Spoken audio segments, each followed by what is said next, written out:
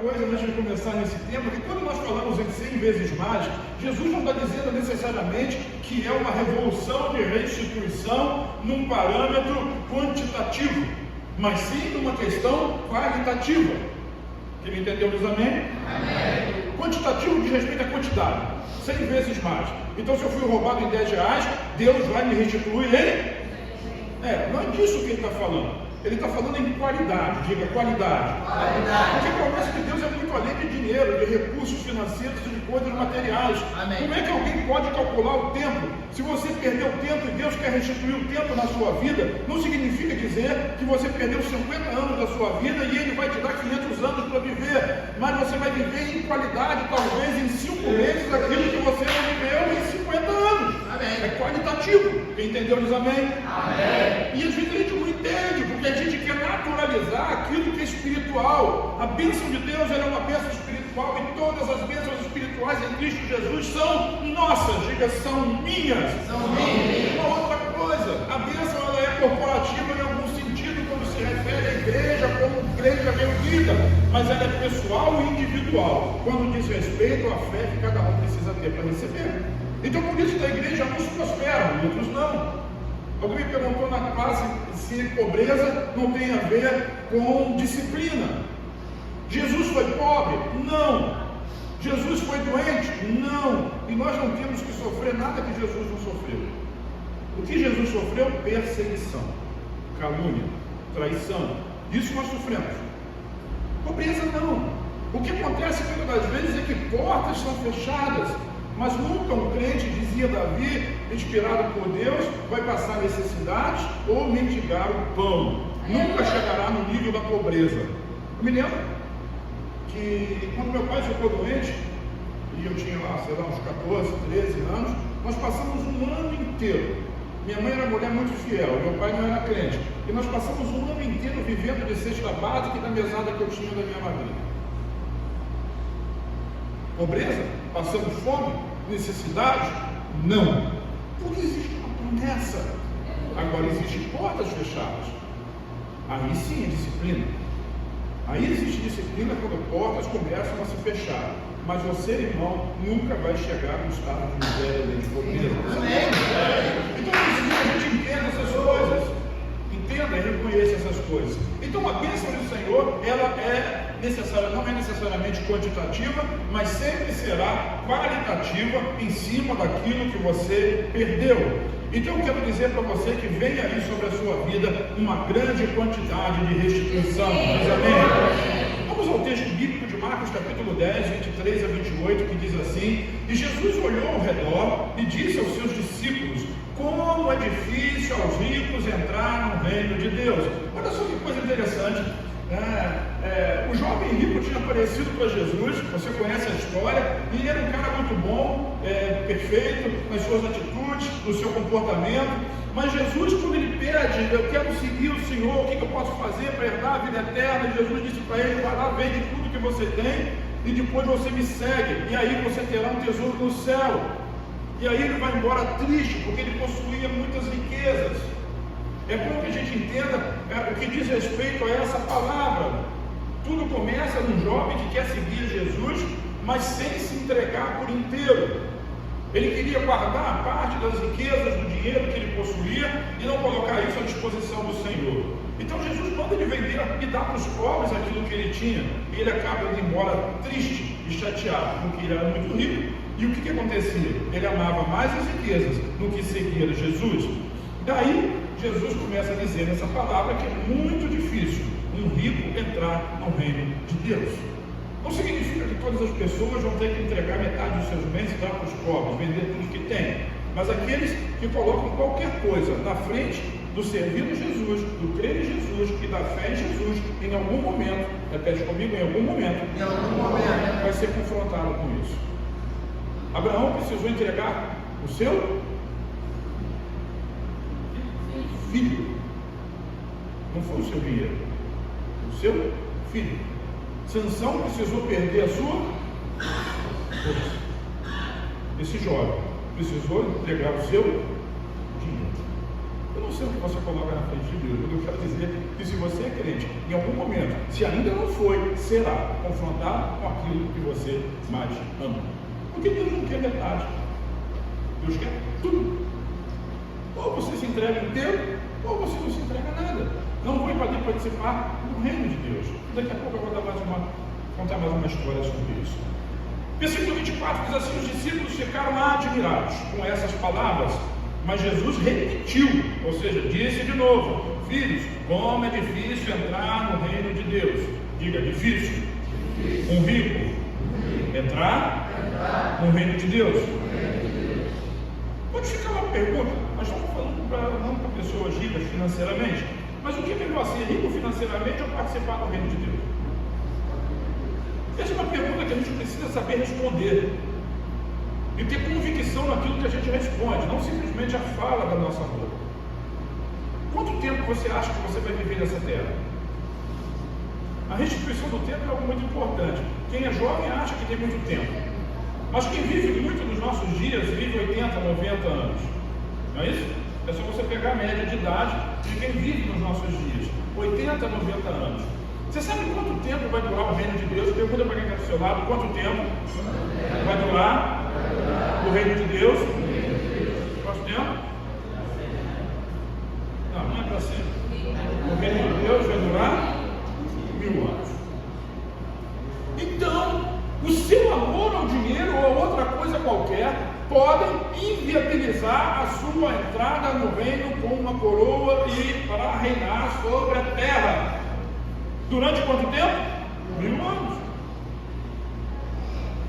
Porque reino do céu, reino de Deus, reino de Jesus é diferente da salvação. Vamos continuar no texto. Todo mundo aqui fez o curso de maturidade? Amém. Então você sabe do que eu estou falando. Jesus insiste e diz assim: é mais fácil passar o caminho pelo fundo de uma agulha do que entrar um rico no reino de Deus. E Jesus é persistente nessa questão. Os discípulos ficaram perplexos e perguntavam uns aos outros: nesse caso, quem pode ser salvo? Olha a diferença da pergunta. Reino de Deus, salvação. E Jesus responde: para o homem é impossível. O que é impossível para o homem? Salvação. O homem não pode se salvar. Então, para o homem é impossível a salvação. Mas aquilo que é impossível para o homem é possível para Deus. Então a riqueza não impede ninguém de ser salvo, mas impede de desfrutar do galardão e do reino dos céus. E uma coisa é uma coisa, outra coisa é outra coisa. E disso que Jesus está falando, é isso que Jesus está ensinando. E nós estamos falando disso aqui porque há uma promessa de restituição. Porque Pedro, quando ficou chocado com isso, ele se apresenta diante de Jesus no versículo 28 e pergunta assim: nós deixamos tudo para te seguir. E nós, o que vai acontecer conosco? Nós deixamos tudo, diga tudo, para te seguir. Tudo para te seguir. O que Jesus queria dizer para Pedro? O versículo 29 diz assim: respondeu Jesus: digo para vocês a verdade. Ninguém que tenha deixado casa, irmãos, irmãs, mãe, pai, filhos, campos, por causa de mim e do Evangelho, deixará de receber, diga 100 vezes mais. 100 vezes mais. Já no tempo presente, em casas, irmãos, irmãs, mães, filhos e campos, e com eles perseguição. E na era futura, diga assim, a vida eterna. Então aí tem uma promessa. E a promessa de restituição não é para aqueles que deixaram alguma coisa. Pedro diz: nós deixamos tudo e te seguimos. E Jesus ele diz assim: se você deixou família, deixou casa, deixou bem, deixou as suas coisas e me seguiu, eu quero dizer para você que nessa era, nesse tempo, eu tenho para você 100 vezes mais. Não significa dizer que Pedro deixou um barquinho e ele ia receber 100 barquinhos. Na verdade, Jesus não falou para ele deixar as redes, deixar os barcos e dizer para ele assim: agora você vai ser pescador de homens. E se você acompanha a história do próprio Pedro, você vai saber que no dia de Pentecostes, um pouquinho depois desses acontecimentos aqui, uns anos depois, no primeiro sermão de Pedro, que nunca tinha dito nada que se prestasse diante de uma multidão, 3.000 pessoas se converteram. Aleluia. E olha como a restituição 100 vezes mais começou a se cumprir na vida daquele homem. Diz amém? Amém. Então existe uma promessa de restituição, mas essa restituição ela está caminhando lado a lado com a capacidade do indivíduo crer nela e não se apegar demasiadamente às coisas do mundo. Uma das restituições, eu quero andar um pouquinho para falar sobre alguns temas nessa manhã, é a família restituída. Repete comigo: família restituída. Então, algumas pessoas, não são todas, precisam se afastar da família para poder trabalhar no Evangelho, seguir Jesus. Eu conheço um irmão lá em Israel e ele se converteu, ele era um rabino, e ele se converteu ao cristianismo e simplesmente foi colocado para fora da convivência da sua família. Suas filhas, parentes, irmãs, irmãos e amigos o colocaram para fora e ele virou pastor. Ele é um dos poucos rabinos messiânicos que existem hoje. Então, às vezes, por questões ideológicas, questões de fé, nós precisamos nos afastar da família, porque nem sempre a família quer ouvir o Evangelho, e muitas das vezes persegue o indivíduo que está pregando o Evangelho. Em outros momentos é preciso que alguém se afaste da família porque tem um ministério, tem um chamado, e vai para outro país, e vai para outro estado. E é necessário que a família fique. A família que eu estou dizendo não é a esposa. Vire para mim, diga para quem está ao seu lado, diga assim: não é a esposa. Aonde o marido vai, a esposa vai atrás, onde a esposa vai, o marido vai atrás, e esses dois vão juntos. Tanto é que Jesus, quando fez a promessa, ele não diz assim: você vai receber 100 vezes mais em esposa. Ele falou nisso? Não. Falou em quê? Pai, mãe, irmãos, irmãs, casa, campo. Não falou nada de esposa. Porque a esposa, ou ele é solteiro, ou ela é solteira, ou eles dois vão juntos. Porque Deus olha para o casamento como uma só carne. Ele olha para uma só pessoa.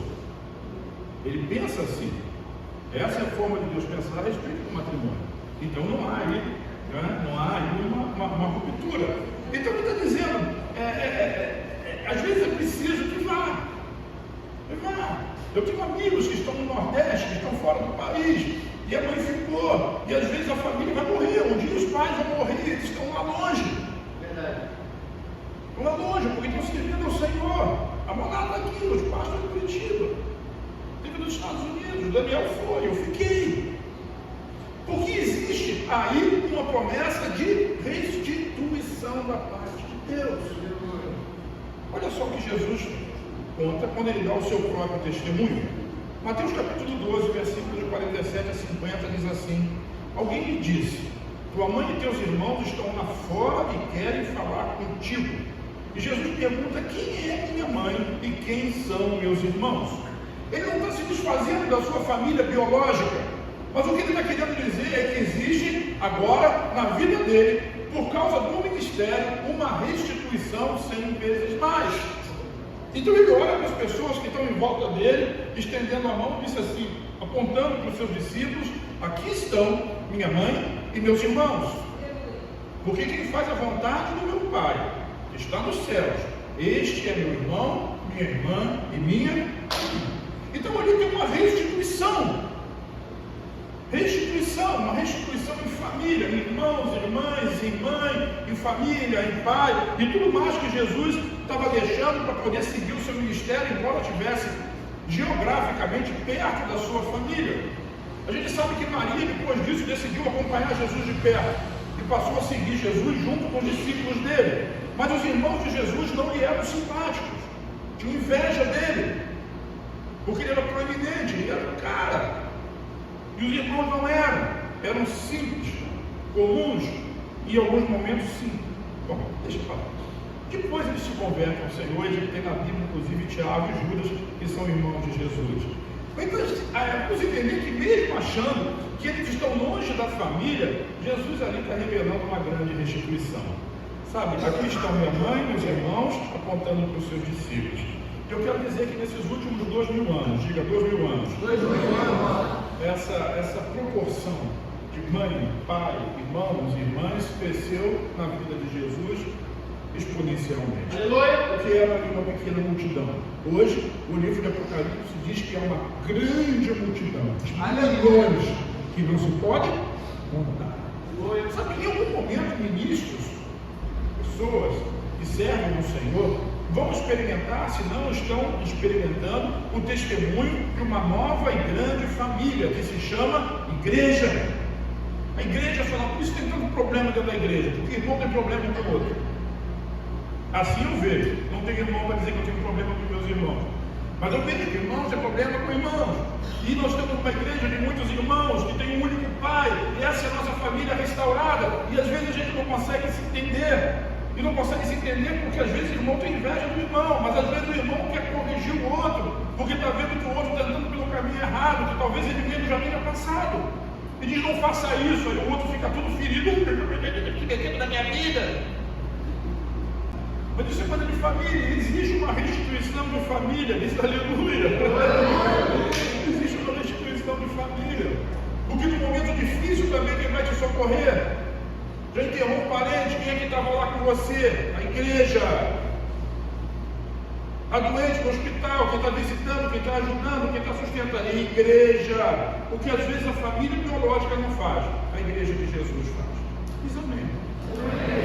Deus restitui família. Uma família de muitos irmãos. Às vezes a gente não quer ser restituído, porque é um egoísmo, um orgulho. Mas Deus está restituindo todo dia na nossa vida. Irmãos e irmãs que estão em todo lugar. Todo lugar. Entenda isso. Isso é grande na nossa vida. Lá em casa a gente já passou por isso. Em um momento ruim na nossa vida, de enfermidade, a pastora Daniel fora do país, e irmãos e irmãs surgiram para abençoar, para buscar, para estar juntos, para caminhar, para ir juntos. Diz restituição familiar. João 19, 26 e 27 diz assim: quando Jesus viu sua mãe ali, onde é que Jesus estava? Na cruz. E perto dela, o discípulo a quem ele amava. Quem é esse cara? João. Então disse a sua mãe: aí está seu filho. E ao discípulo: aí está sua mãe. E daquela hora em diante, o discípulo a levou para a sua casa. Jesus, o pai era morto, e Jesus era responsável pela mãe, o filho mais velho. E naquele momento ele não chama os irmãos dele, nem as irmãs biológicas, ele chama o discípulo para cuidar da mãe dele. E os outros o deixaram. E Jesus estava restituindo a Maria naquele momento, e também estava restituindo a João a possibilidade de viver na própria família de Jesus. Que coisa! Vem para quem está ao seu lado e diga assim: você vive na família de Jesus. Esse feioso, essa coisa linda que está do seu lado aí, assim, olha para ele e diz assim: oi.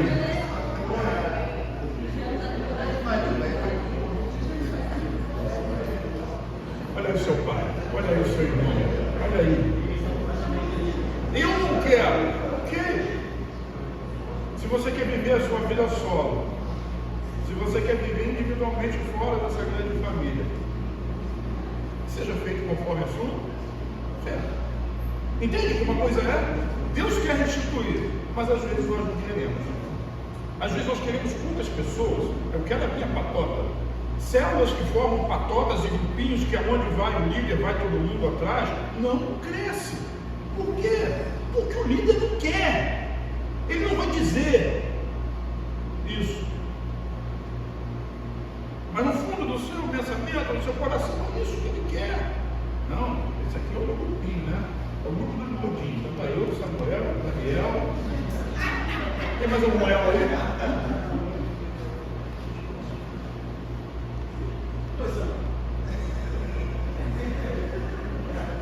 Então é um grupo do Mudinho, esse é a nossa patória, não sei o que, apesar. Vou botar umas carinhas assim, não lugar. Então tá aí, né?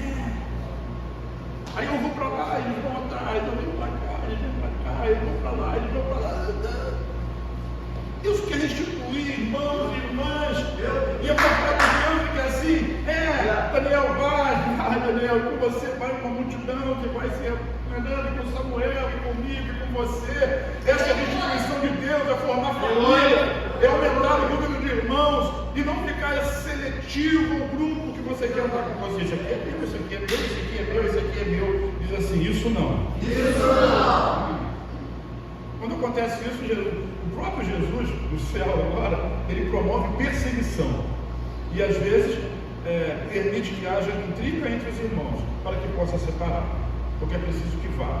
Vira para quem está ao seu lado e diga assim, tem que ir. Quando eu quero falar disso agora, vamos falar de família. Ali Jesus estava restituindo Maria a João como seu filho e aquele que haveria de cuidar dela. Então existe uma promessa de restituição familiar. Eu quero falar uma coisa para você, que eu não quero criar doutrina em cima disso, até porque nós estamos gravando aqui para o YouTube, estamos falando na presença de muitas testemunhas, mas eu quero dizer que eu creio assim. Se você não quiser crer, fique em paz por conta disso. Mas existe um texto em Atos dos Apóstolos, capítulo 16, versículos 31 a 33, que diz assim, e eles responderam. Foi um texto que Paulo e Silas estavam pregando o Evangelho e foram presos porque expulsaram o demônio com uma menininha e foram chicoteados injustamente, colocados na cadeia, e à meia-noite houve um terremoto e o cárcere se abriu, as cadeias, as correntes se romperam e o carcereiro entrou, Atos 16, atônito, e achou que todo mundo tinha fugido, pegou a espada para se matar, e Paulo disse, não faz isso, nós estamos todo mundo aqui, ninguém fugiu. E aquele carcereiro se coloca diante de Paulo e diz assim, o que eu posso fazer para ser salvo? E eu quero analisar com vocês a resposta de Paulo. 31 diz assim, e eles responderam, creia no Senhor Jesus. Repete comigo, creia no Senhor Jesus. E serão salvos. Você e os da sua casa. Você consegue crer nisso? O que o Senhor está dizendo? Que se eu for salvo, meu marido vai ser? Não. Porque a salvação é individual e depende da decisão pessoal. Amém? Ok? Até porque o versículo continua dizendo assim, 32, e pregaram a palavra de Deus a ele e a todos da sua casa. E naquela mesma hora da noite, ou seja, o batismo de madrugada, o carcereiro lavou as feridas deles e em seguida ele e todos os seus foram batizados. Então houve uma decisão individual. Por que eu estou dizendo isso? É porque muitas das vezes nós ficamos angustiados quando sabemos que um parente nosso faleceu e não tomou uma decisão ao lado de Jesus. E eu leio histórias e vendo esse texto, o Senhor me tocou no meu coração, até porque eu tenho um parente que é próximo, que morreu velhinho, eu não conheci os meus avós, não avós, mas avós mulheres, conheci os avós, o vô, pai do meu pai, o vovô, pai da minha mãe, nunca os conheci, quando nasci já haviam morrido. Então Deus me restituiu de uma pessoa que muitos aqui conheceram, aqueles que são mais chegados, que conhecem há mais tempo, e ele morreu em 1999, o seu Zé, e ele morreu sem tomar uma decisão ao lado de Jesus, e tudo me angustiava. Eu nunca você vai ouvir eu falar do meu pai ou da minha mãe como morto. Não fala. Por quê? Porque estão vivos. Nem penso nisso. Mas com relação a ele, pensava. Isso me agoniava muito, me angustiava. Por quê? Porque pode ter ido para o inferno, não tem nada pior do que passar uma eternidade no inferno. É pior do que passar o reino sem reinar. É passar uma eternidade no inferno. Porque a eternidade é muito tempo. A sua vida é 40, 50, 60, 70, 80, 90, 100 anos. Alguns morrem com 15, 12, 13, 18, 10. Mas seja qual for a idade, isso é muito pouco, perto do para sempre. Então aquilo que nós fazemos aqui reflete, sabe o quê? No para sempre. O para sempre é maior do que coisas momentâneas, do que um prato de lentilha que um dia Esaú chutou a sua primogenitura por causa de um prato de lentilha de comida. E às vezes a gente troca coisas eternas por amizade, por parceria que não é parceria, por pecado, rejeita Jesus e depois vai pagar o preço. Mas o que eu estou dizendo aqui a respeito disso é que existe essa palavra é uma promessa, creia no Senhor Jesus e será salvo você e a sua casa. E eu já ouvi, estou dizendo porque já ouvi testemunhos a respeito disso, de pessoas que estavam em coma, de pessoas que estavam no leito de morte, serem visitadas pelo próprio Senhor Jesus. Por quê? Porque havia oração e existia uma família que tinha convicção de fé. É claro que a decisão, ela faz parte da vida de quem escolhe, da vida de quem está ali na cama, de quem está vivendo a vida. Mas convenhamos, está no leito de morte, está em coma. Jesus aparece para o indivíduo e diz assim: vem para mim que você tem vida. Quem é que não vai sair correndo para ele? Vai sim. Mas se não for, eu não me sinto. Mas vai. Como é que eu sei disso? Eu sei que pessoas voltaram no coma e entraram no coma incrédulos, ateus, e saíram no coma convertidos. E voltaram tendo o suficiente para dar testemunho. Crê no Senhor Jesus Cristo e será salvo, você e a sua casa. Jesus, ele prioriza a família, muito, ele prioriza muito a família e a salvação da sua casa. Isso é mesmo. O que eu quero dizer? Eu não quero, aqui não quero construir uma teologia nem uma doutrina. Então, isso é uma questão de fé. Você pode crer como você quiser, mas eu creio firmemente que eu vou encontrar toda a minha família no céu. Eu digo amém? É isso. O tempo está chegando, porque seja quantos mais anos forem para lá ou para cá, 10, 12, 20, 100, não importa. Tudo isso é muito pouco perto da eternidade que nós vamos viver com Jesus. Então vire para quem está ao seu lado e diga assim: restituição, 100 vezes mais. 100 vezes mais. Não são 100 filhos mais, não são 100 pais mais, mas é a qualidade da vida que você vai ter na sua família e a multidão de irmãs e pai e mãe que Deus coloca em volta de você para cuidar de você, mesmo que você não goste disso. O problema é seu, mas Ele quer restituir a sua vida. Diga: eu quero. Então nós estamos diante, eu vou mudar de assunto agora um pouquinho, diga assim: restituição ministerial. Agora eu quero mostrar para você uma turma de desistidos. Pulei de família para ministério. Vou mostrar para vocês uma turma de desistidos. Não olha para o lado, olha para mim. Nem pense consigo mesmo, não conversa com você mesmo a respeito daquela pessoa que você lembrou agora, que pode ser seu parente, seu irmão de célula, né, ou alguém que não esteja presente aqui. Não, olha para mim e recebe essa palavra.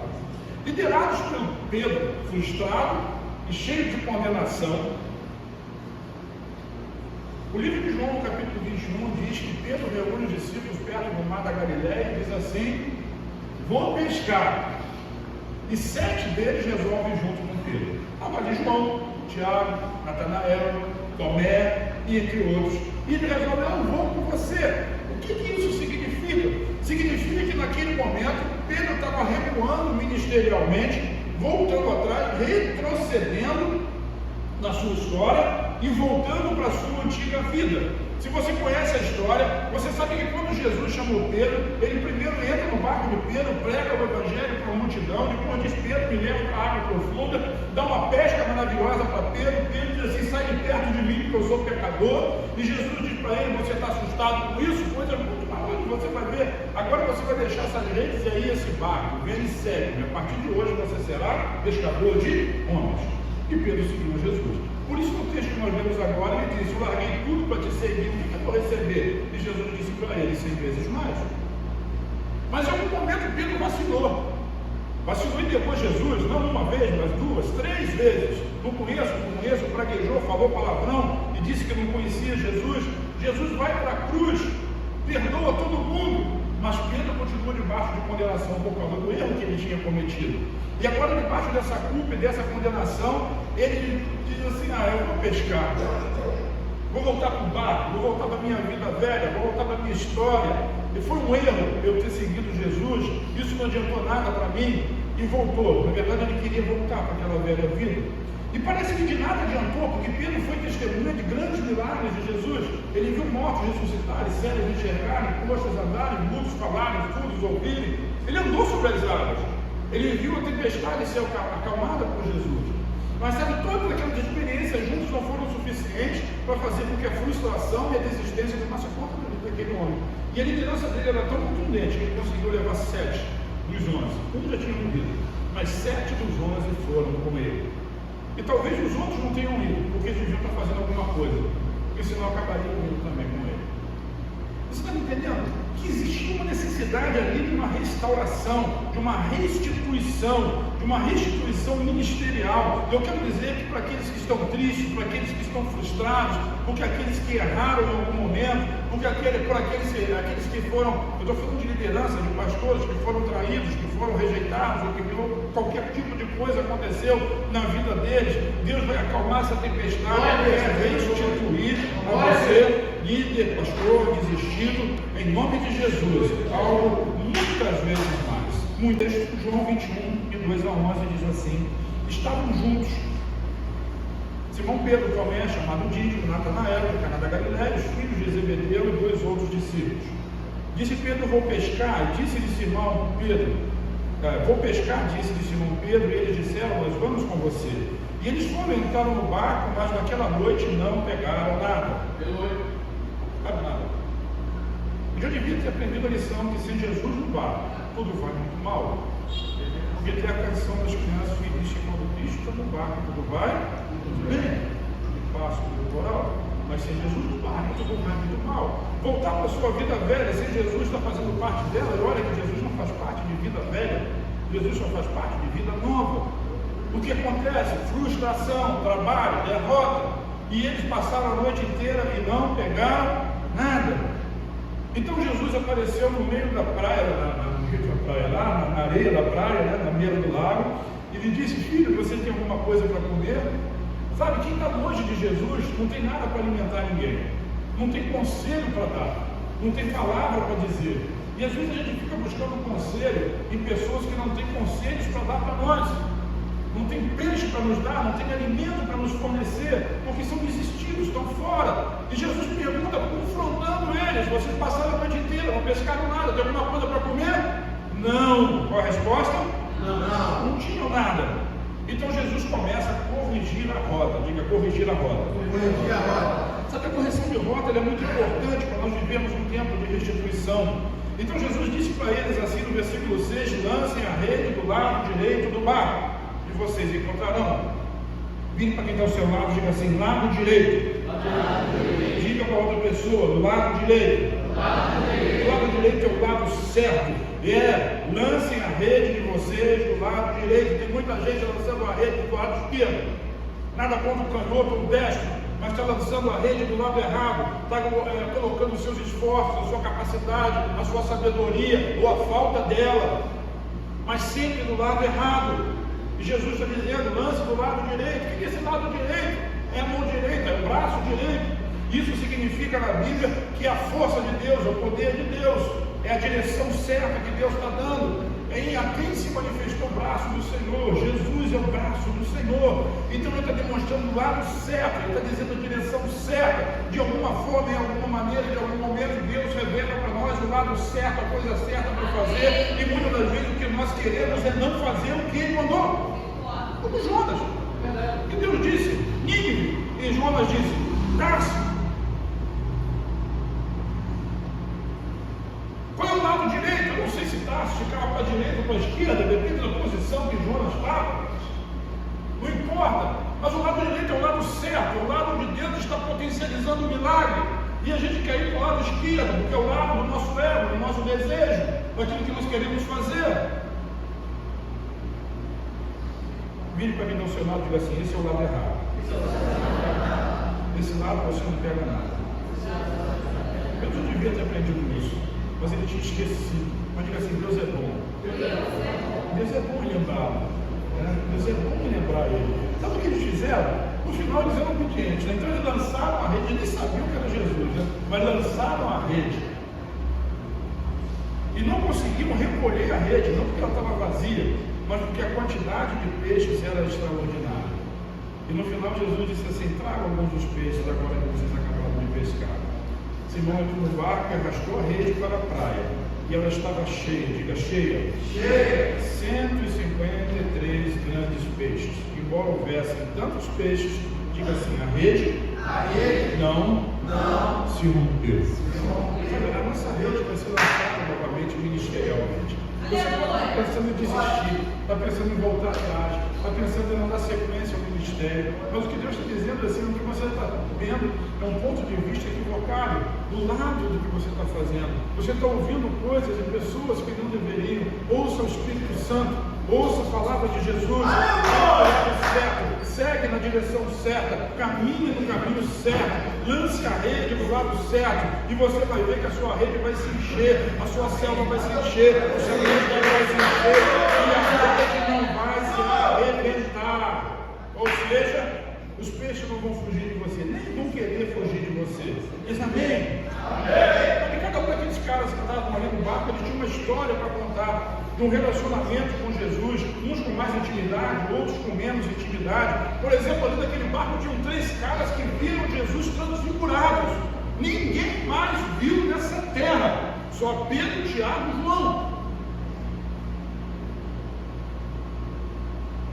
E estava lá Moisés e Elias, e Deus em cima do monte. Só esses 3 viram, mas os 3 estavam ali desistidos, sabe? Você pode ter feito muita coisa para Deus e ter visto muita coisa, mas se não cuidar, você também pode virar um desistir.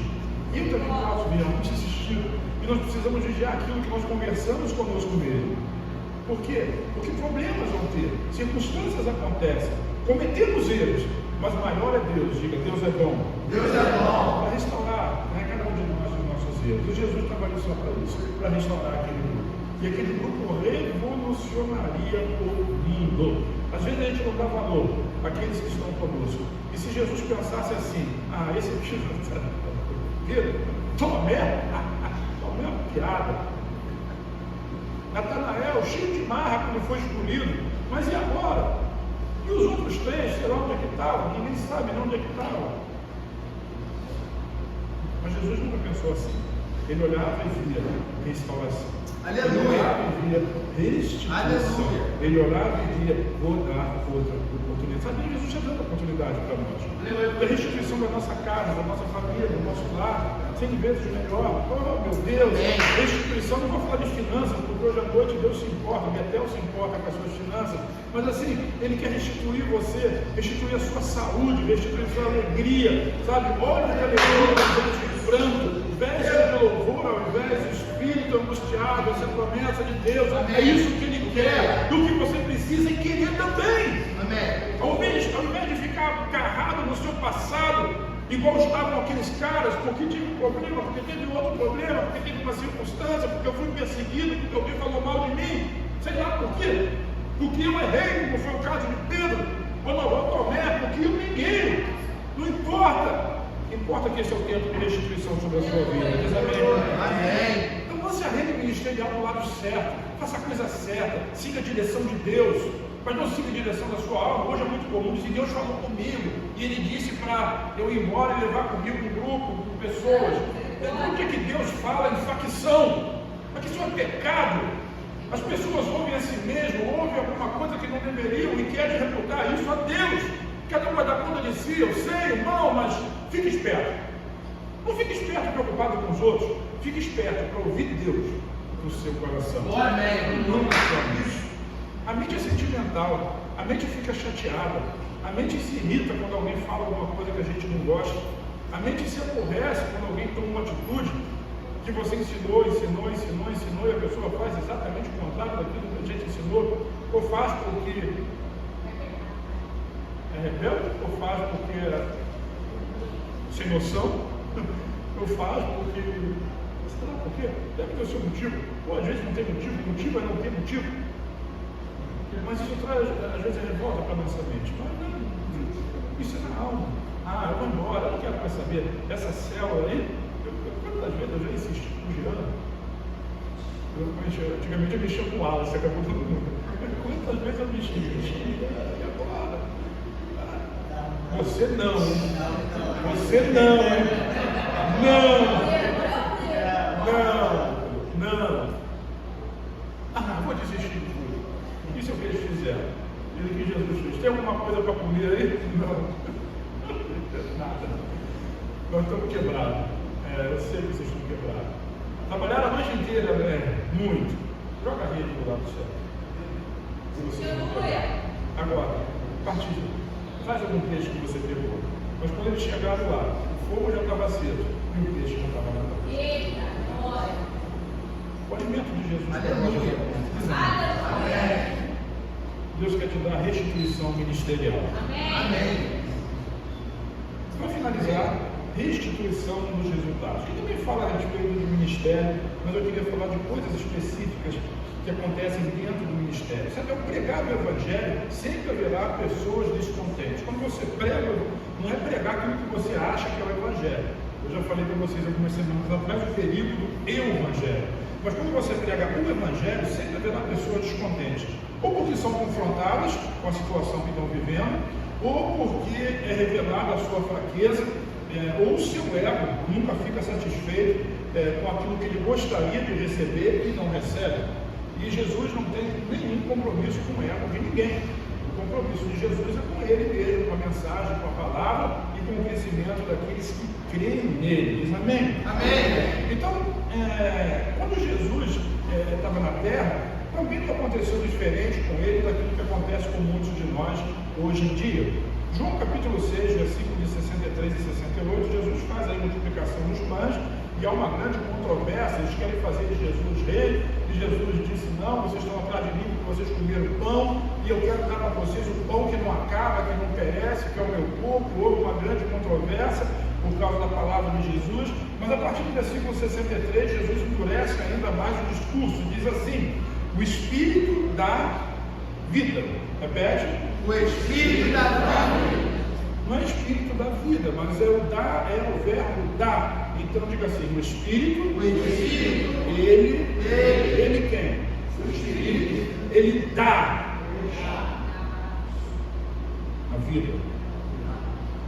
É importante a gente entender. Tem uma assinatura ali? Olha lá. Porque é o verbo dar. O Espírito dá.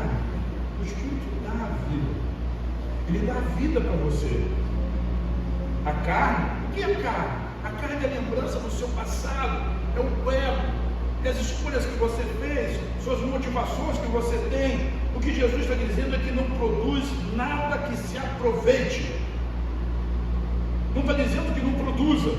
A carne produz, mas o que a carne produz não se aproveita. Mas o Espírito, ele dá. Você quer vida? Amém. Pelo Espírito.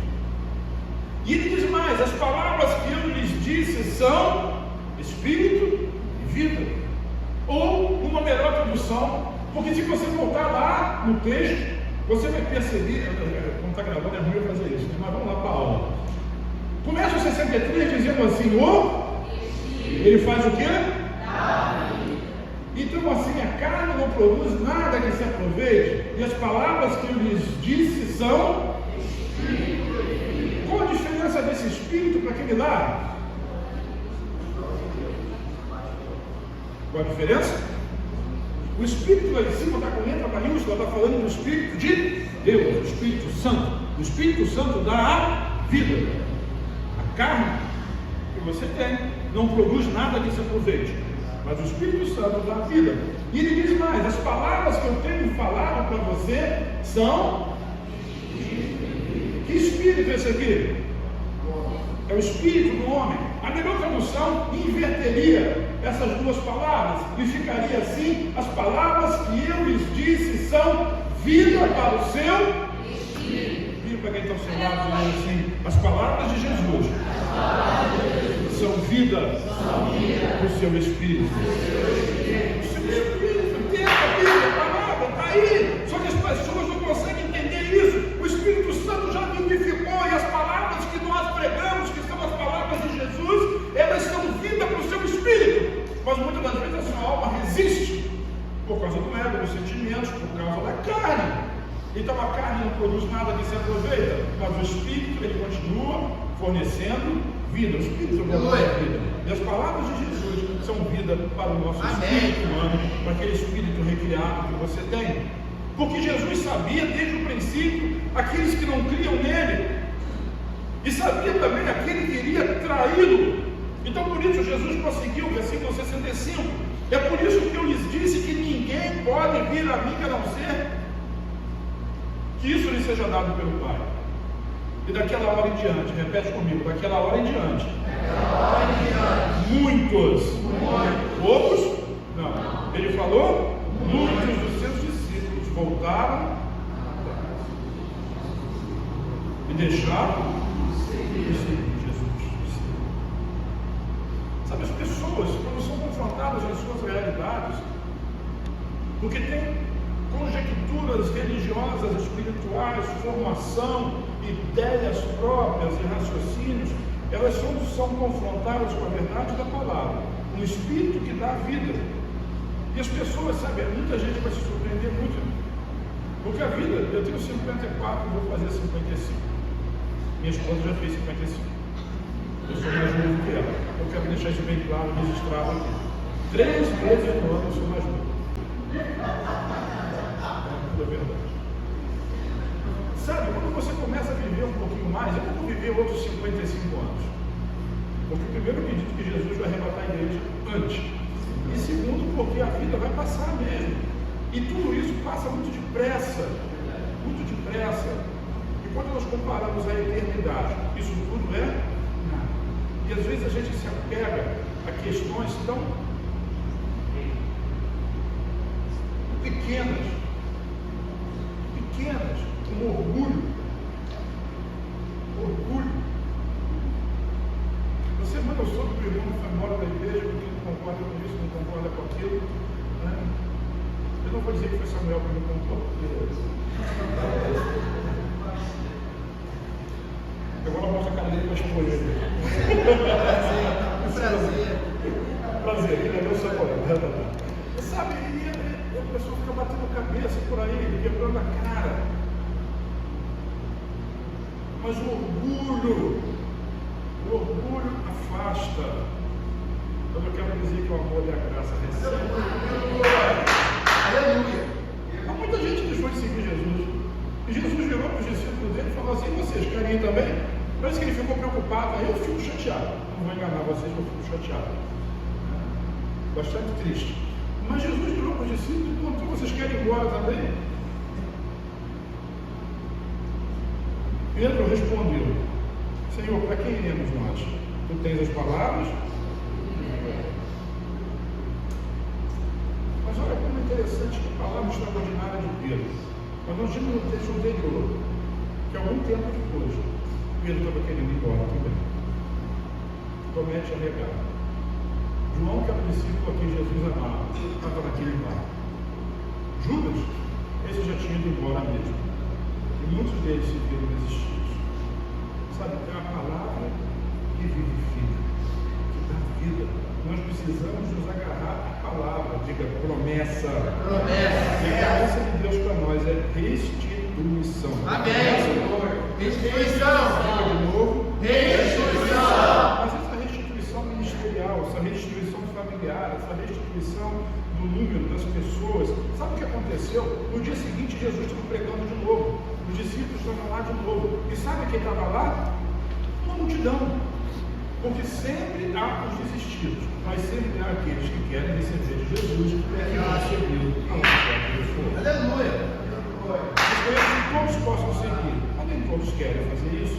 Mas nós continuamos pregando a palavra, falando a verdade. Porque se o Espírito dá vida, a palavra de Deus que nós pregamos é vida para o seu Espírito. É isso que Deus. Amém. Porque durante a semana, quando eu vou embora daqui, o que eu penso? Eu penso na palavra, e quando a minha mente vai vaguear por situações, por problemas, por pecado, por desejo, por irritação, por raiva, seja lá qualquer coisa que for, pelo ressentimento, eu anulo a minha mente porque eu tenho o poder de controlar aquilo que eu penso.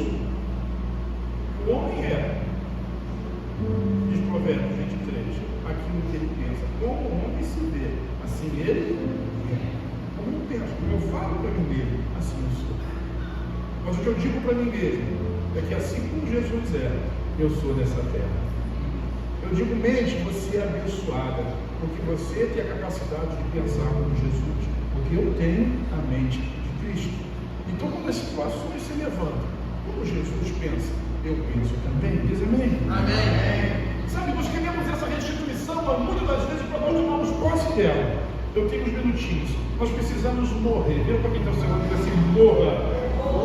Esse morrer aí não é um morrer fisicamente, e muito menos morrer espiritualmente. Mas às vezes a alma tem que morrer. As emoções, os sentimentos, os desejos, os sonhos. Vire para quem está ao seu lado e diga: morra.